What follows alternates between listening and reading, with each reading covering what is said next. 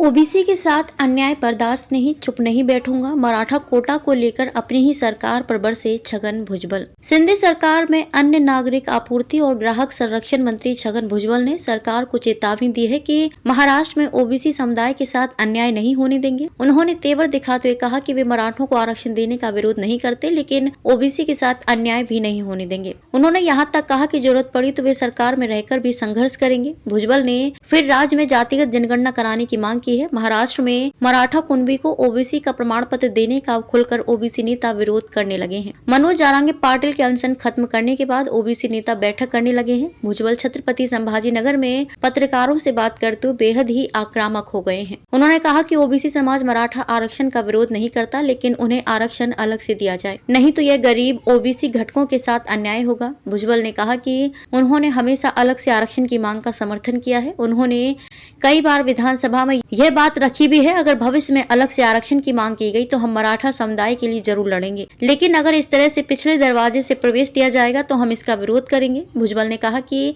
अगर कोई आरक्षण के मुद्दे पर राजनीति कर रहा है तो ओबीसी समाज चुप नहीं बैठेगा और अपनी निर्णायक भूमिका निभाएगा। भुजबल ने कहा कि यदि आरक्षण की समस्या को हमेशा के लिए हल करना है, सभी समुदायों को अपने न्याय के अधिकार को अक्षुण्ण रखना है, तो जातिवार जनगणना कराई जानी चाहिए। उन्होंने कहा कि सभी समुदायों के आंकड़े सामने लाए जा सकते हैं और आरक्षण का लाभ दिया जा सकता है। ओबीसी आरक्षण को खत्म करने की तैयारी। भुजबल ने कहा कि जिस जालना जिले में अखिल भारतीय महात्मा फूले समता परिषद के सम्मेलन में तत्कालीन मुख्यमंत्री शरद पवार ने ओबीसी घटकों को आरक्षण देने की मांग की थी, उसी जालना जिले में ओबीसी आरक्षण को खत्म करने की समाज की तैयारी की जा रही है।